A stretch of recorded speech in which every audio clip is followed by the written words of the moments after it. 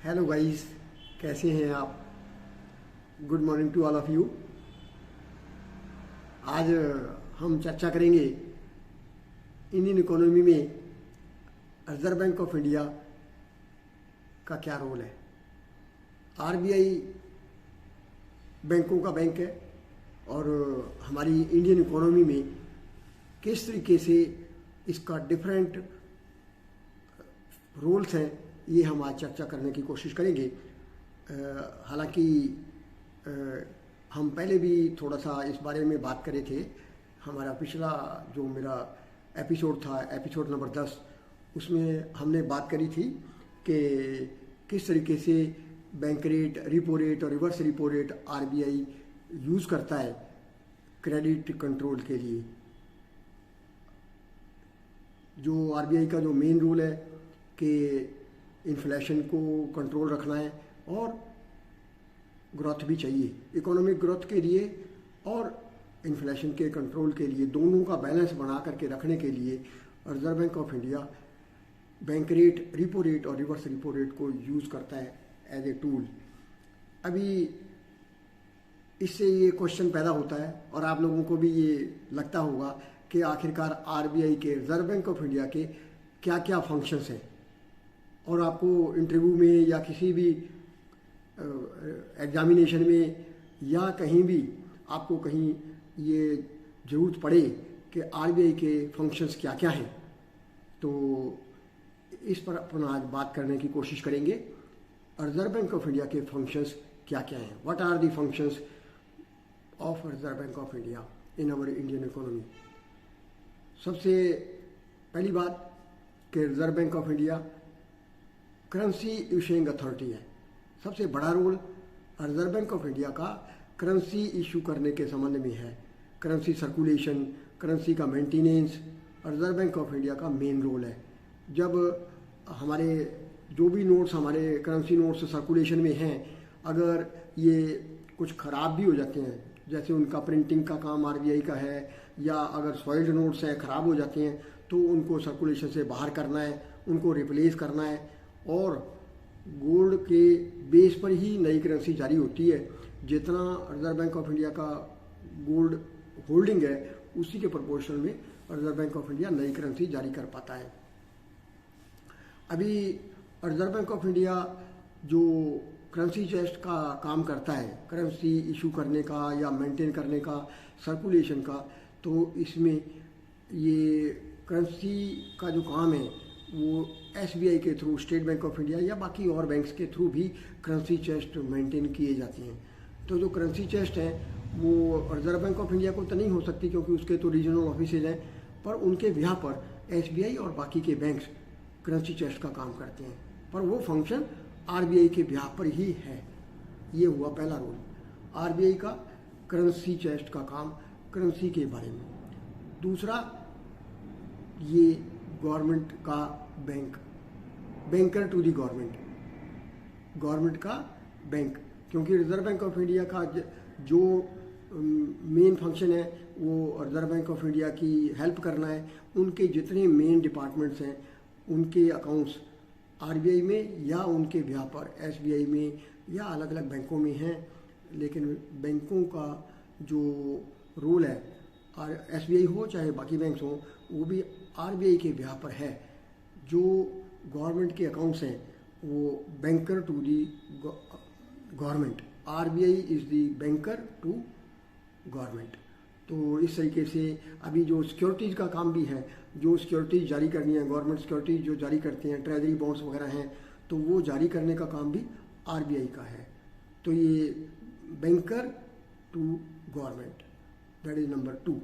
इसके बाद में बैंकर टू बैंक्स, बैंकों का भी बैंक है। जो क्लियरिंग हाउस वगैरह लगते हैं, तो उनके लिए भी रिजर्व बैंक ऑफ इंडिया के बिहाफ पर अलग अलग क्लियरिंग हाउस हैं। जो चेक्स का क्लियरिंग्स होता है, तो वो भी रिजर्व बैंक ऑफ इंडिया के बिहाफ पर, क्योंकि क्लियरिंग हाउस का सब जगह पर होना ज़रूरी है, पर आरबीआई के रीजनल ऑफिसेज तो मेन सेंटर्स पर ही हैं, कैपिटल सेंटर्स पर हैं। तो ऐसे में रिजर्व बैंक ऑफ इंडिया के बिहाफ पर जो बाकी के बैंक्स क्लियरिंग हाउस के इंचार्ज हैं, वो भी आरबीआई के बिहाफ पर ही हैं। और इसी तरीके से बाकी के जो बैंक्स हैं, ऑल कमर्शियल बैंक्स वो अकाउंट्स भी मेंटेन करते हैं, तो आरबीआई के साथ में या एसबीआई के साथ में करते हैं, जो भी क्लियरिंग हाउस के इंचार्ज हैं, जो भी किसी भी सेंटर पर जो क्लियरिंग हाउस का इंचार्ज है, तो उसके साथ में जो बैंक्स का अकाउंट मेंटेन्ड है, that is again on behalf of RBI only.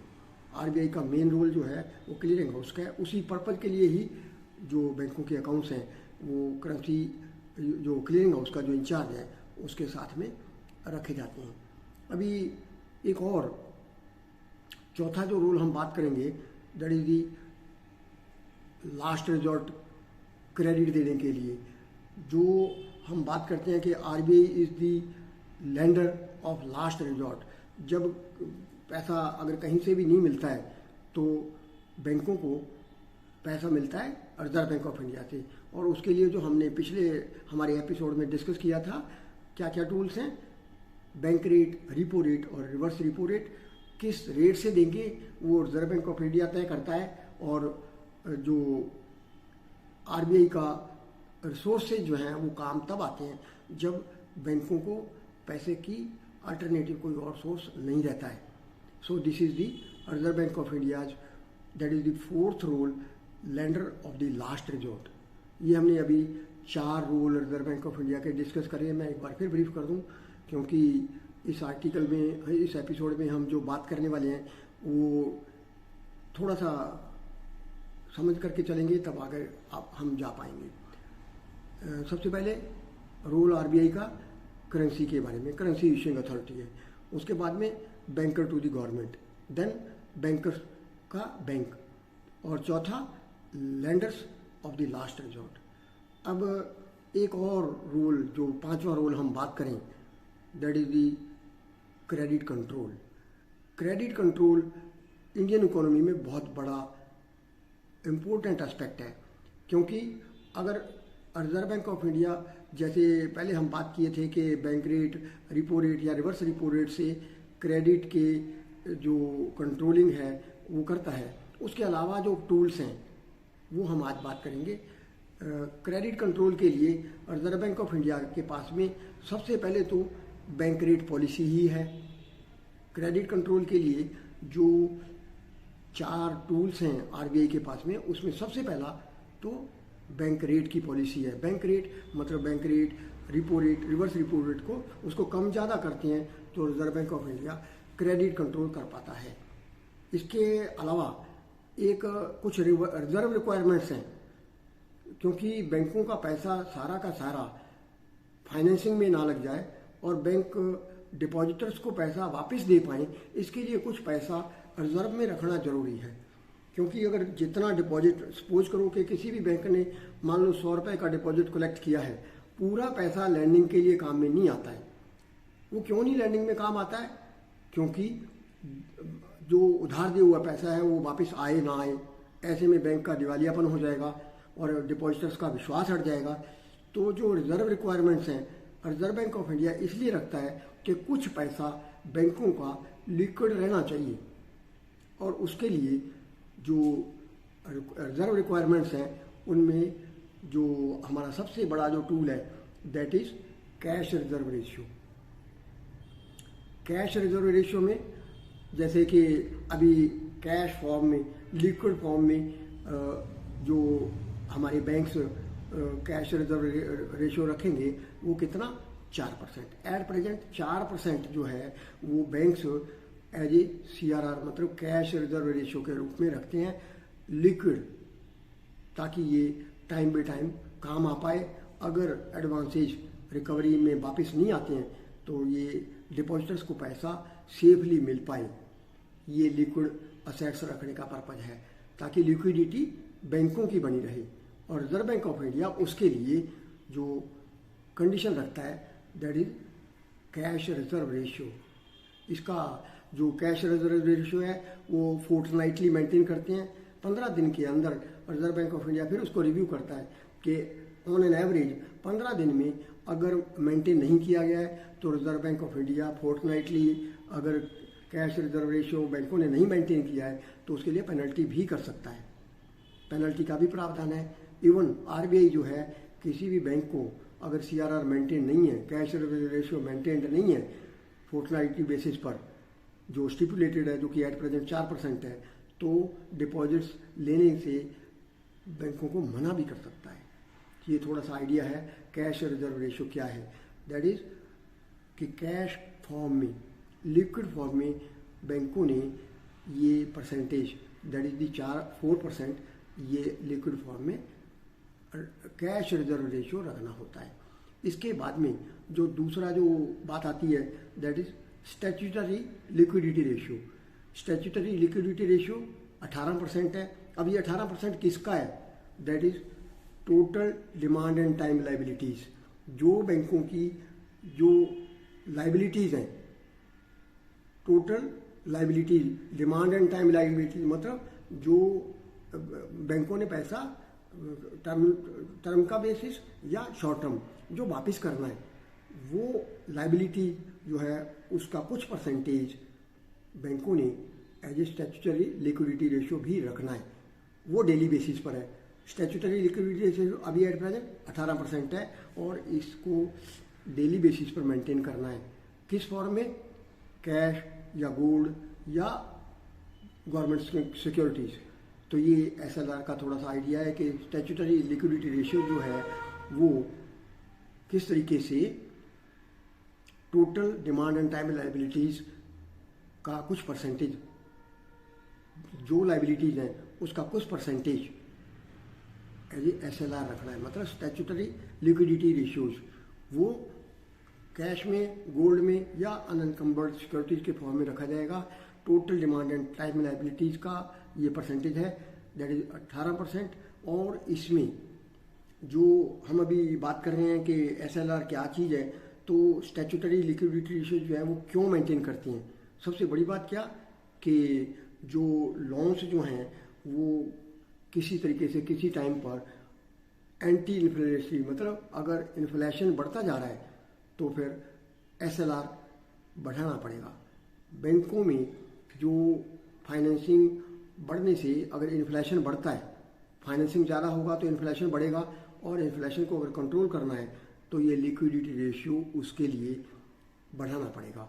ताकि लिक्विडिटी रेशियो बढ़ जाएगा तो बैंकों में जो फंडिंग देने के लिए, लोन्स देने के लिए फंड्स कम हो जाएंगे, क्योंकि वो कैश या गोल्ड या सिक्योरिटीज़ के फॉर्म में रिजर्व बैंक ऑफ इंडिया के पास में मेंटेन करना जरूरी हो जाएगा। ऐसे में सबसे जो बड़ा फ़ायदा है SLR को मेंटेन करने का, स्टैट्यूटरी लिक्विडिटी रेशियो मेंटेन करने का सबसे बड़ा फ़ायदा यही है कि इन्फ्लेशन कंट्रोल करने के लिए SLR एक टूल के तौर पर काम आता है।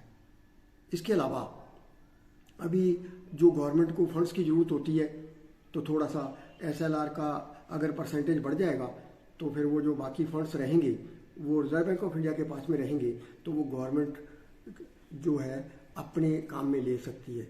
दैट इज़ गवर्नमेंट को अगर फंडिंग चाहिए तो SLR बढ़ाने से पब्लिक में लोन्स एंड एडवांसेज कम हो जाएंगे और गवर्नमेंट ऑफ इंडिया को ये फंड्स काम में लेने के लिए मौका मिलेगा।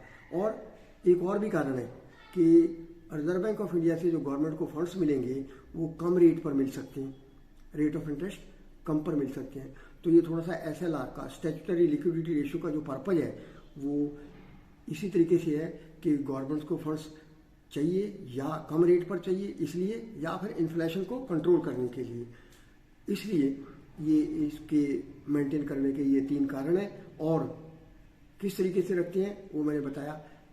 18% total demand and time liabilities का मेंटेन किया जाना है। किस फॉर्म में रखना है?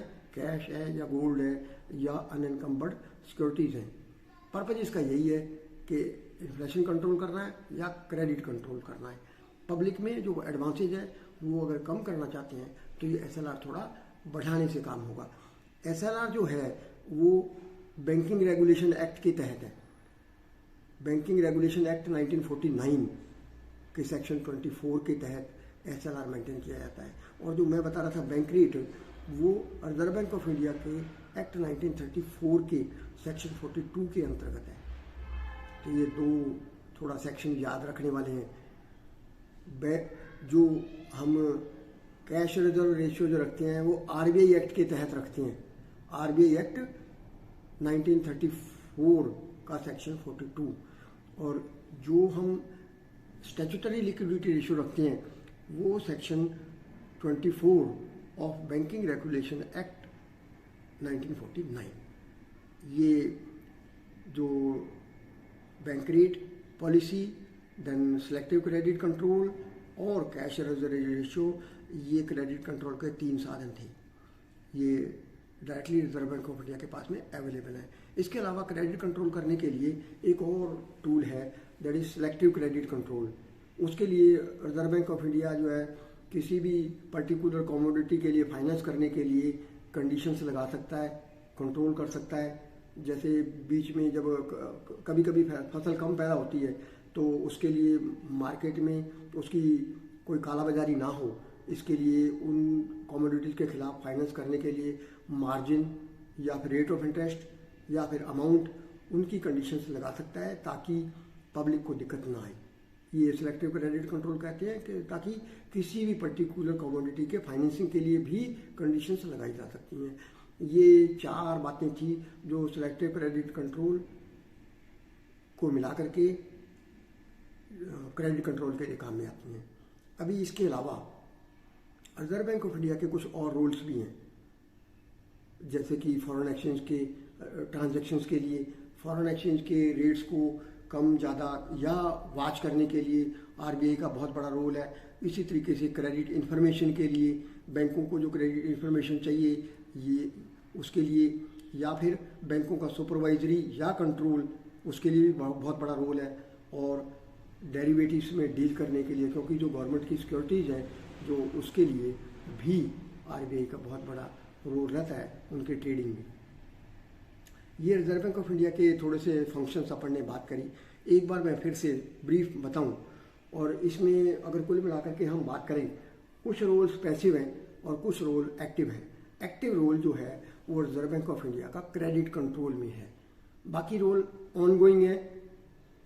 जैसे अभी credit control time to time check करना पड़ता है। रिजर्व बैंक ऑफ इंडिया अपनी मॉनेटरी पॉलिसी को रिव्यू करता है, 2-2 महीने में रेट्स को डिक्लेयर करता है। तो जो उसके जो टूल्स हैं, बैंक रेट या cash reserve ratio, statutory liquidity ratio या सिलेक्टिव क्रेडिट कंट्रोल, वो क्रेडिट कंट्रोल के टूल्स हैं जो कि ऑफ एंड ऑन यूज होते हैं।